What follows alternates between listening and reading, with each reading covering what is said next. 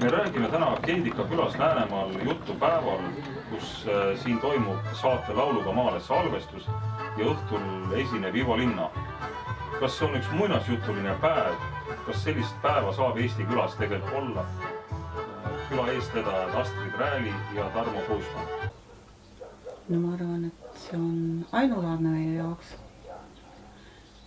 Ja see on päris muinasjutuline lugu meie jaoks. Kui mina esimest korda kuulsin seda, siis ma arvasin, et tehakse nalja.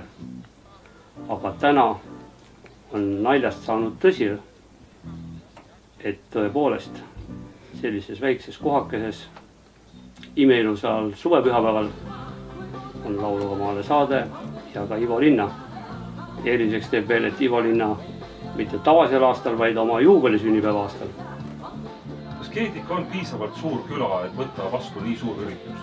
No, eks see selgub meil vist nüüd kõige lõpus, kuidas see asi nüüd välja tuli meile, aga ma arvan, et me... suur. Sa arvad? Arvan seda asja hoopis teistpidi. Ei ole suuri väiksi külasi. Kas on inimesed, kes tahavad midagi teha või mitte? Kas on inimesed, kes ootavad kuskilt, et me teeks küll, aga ei ole seda teist kolmandat?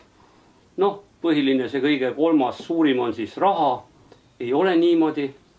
Me tegime ilma abirahata endale katusaluse.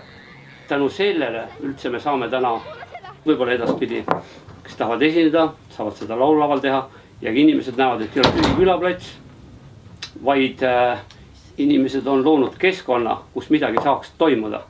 Pole oluline, on see suur väike, inimesed on olulised. Omad mehed tegid selle, mis on tehtud? Ja. Omad mehed. Omad mehed. Ja mõtleks, mehed üksinda ei tee midagi. Astrid ja mõned muud naised, et midagi ei ole teha, naised juhivad tegelikult elu. Kuulsin niisugust juttu, et Keedika küla elanikarv mitte ei lange, vaid isegi tõuseb.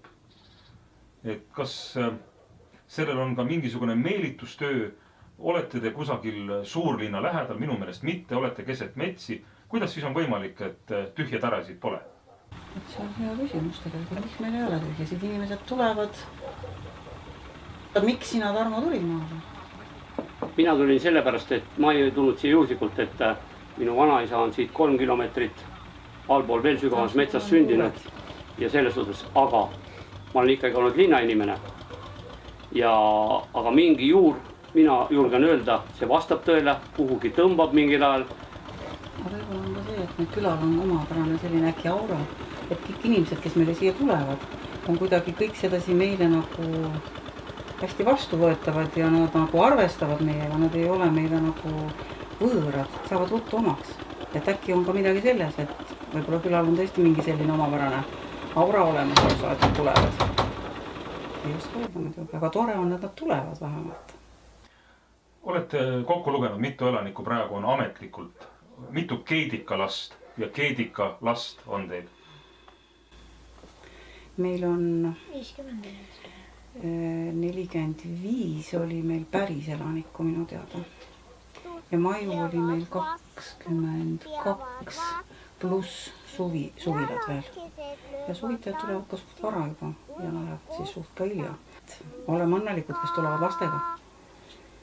Et siis on vähemalt lootus tulevikule jälle, et nad hakkavad jätkama meie lugu. Aga praegu olete Keedika tuleviku suhtes lootusrikkad? Minu meelest küll. Ei on rohkem kui. Absoluutselt. Nii et tulla tahetakse, et me ei saa isegi aru, milles ikkagi päriselt see enam on, et nad tahavad tulla siia. Igatahes me võtame teie külla, Keedika külla ennast siis järjekorda ja täname teid küla eestvedajad Astrid Rääli ja Tarmo Kruusmann. Aitäh! Aitäh ka teile, et tulite külla.